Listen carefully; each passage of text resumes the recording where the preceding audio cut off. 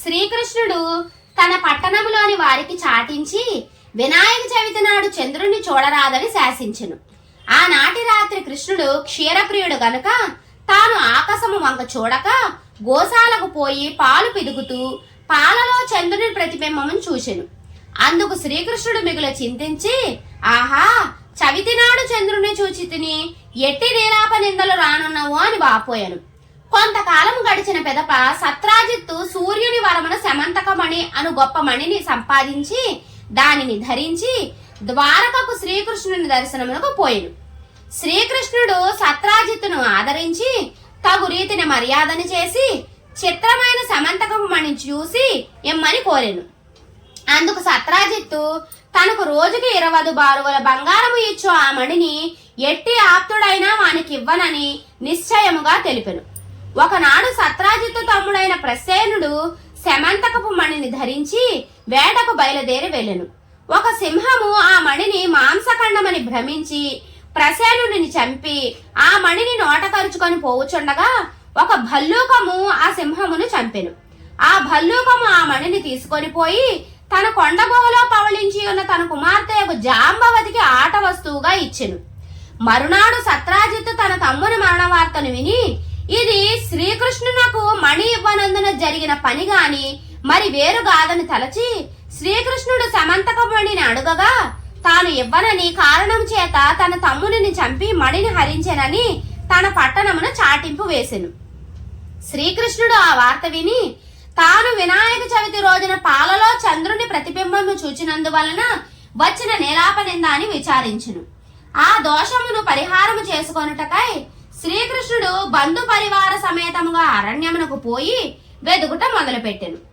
అతనికి ఒక ప్రదేశమున ప్రసేనుని కళేబరము, తదుపరి సింహపు పాదము గుర్తులను, అటు పిమ్మట భల్లూకము పాదము గుర్తులను కనిపించెను. ఆ గుర్తుల వెంబడి పోవగా శ్రీకృష్ణుడు ఒక పర్వత ప్రాంతమునకు వచ్చెను. శ్రీకృష్ణుడు తన పరివారములను గుహ వద్ద నుంచి తాను లోనికి పోయెను. గుహ లోపల ఒక బాలిక ఊయలలో పరుండి ఉండెను. ఆ ఊయలపై కట్టుబడిన మణిని శమంతకపు మణిగా గుర్తించి దానిని తీసుకొని పోవుటకు రాబోవు సమయమున ఊయలలోని బాలిక ఏడ్వ దొంగెను. దారియు వింత మానిసి వచ్చనని కేకలు వేసెను. ఆ కేకలు విని జాంబవంతుడు అమిత ఆగ్రహముతో వచ్చి శ్రీకృష్ణునిపై పడి అరచుచు, గోళ్లతో గుచ్చుచు, కోరలతో కొరుకుచు ఘోరముగా యుద్ధము చేయటం మొదలుపెట్టెను. శ్రీకృష్ణుడు జాంబవంతుని పడదోసి వృక్షముల చేతను పిడికిలి దెబ్బలతోనూ రాత్రింపగళ్ళు ఎడతెగక 28 దినములు ఘోరముగా యుద్ధము చేసెను.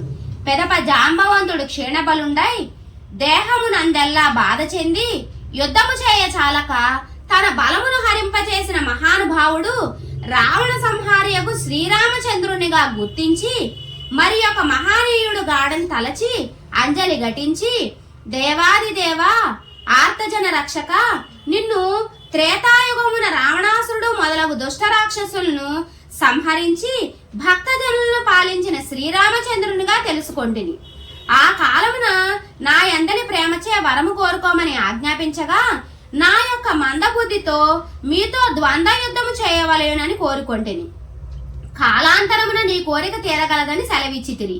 ఆనాటి నుండి మీ యొక్క నామస్మరణ చేయుచు అనేక యుగములు గడుపుచు ఇచ్చట నుంటిని. తాము ఇప్పుడు నా నివాసమునకు దయచేసి నా కోరిక తీర్చితిరి.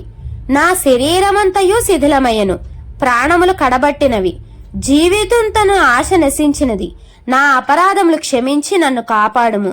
నీకన్నా వేరు దిక్కులేరు అనుచు భయముచే పరిపరి విధములా ప్రార్థించెను. శ్రీకృష్ణుడు దయాళుడై జాంబవంతుని శరీరము నిమిరి భయము బాపెను. శ్రీకృష్ణుడు జాంబవంతునితో, భల్లూకేశ్వరా, శమంతకపు మణిని అపహరించి తినను, అపనింద బాపుకొనుటకై ఇటు వచ్చి తిని, కావున మణిని వసంగము వెళ్ళదనని పలికెను. జాంబవంతుడు సంతోషంతో శ్రీకృష్ణునికి సమంతకపు మణి సహితముగా తన కుమార్తెకు జాంబవంతిని కానుకగా వసంగెను. శ్రీకృష్ణుడు తన గురించి పరితపించుచున్న బంధుమిత్ర సైన్యములకు ఆనందము కలిగించి కన్యారత్నముకు జాంబవతితోనూ సమంతకపు మణితోనూ తన పురంబుకు చేరెను. సత్రాజిత్తుని రావించి పిన్నలతోనూ పెద్దలతోనూ జరిగిన వృత్తాంతమంతయు తెలిపి శమంతకపు మణిని సత్రాజిత్తునికి ఇచ్చి వేసెను. సత్రాజిత్తు జరిగినదంతయు తెలుసుకొని, అయ్యో, నిష్కారణముగా శ్రీకృష్ణునిపై నీలాపనింద మోపి దోషితినైతినే అని విచారించి శమంతకపు మణిని తన కుమార్తెకు సత్యభామను కానుకగా ఇచ్చి తప్పులు క్షమించమని శ్రీకృష్ణుడిని వేడుకొనెను. శ్రీకృష్ణుడు సత్యభామను గైకొని శమంతకపు మణిని తిరిగి సత్రాజిత్తునికి ఇచ్చివేశెను. శ్రీకృష్ణుడు ఒక శుభముహూర్తమున జాంబవతి మరియు సత్యభామను పరిణయమాడెను.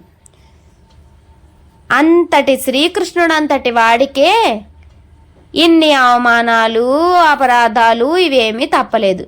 ఇక మానవులమైన మనమెంత?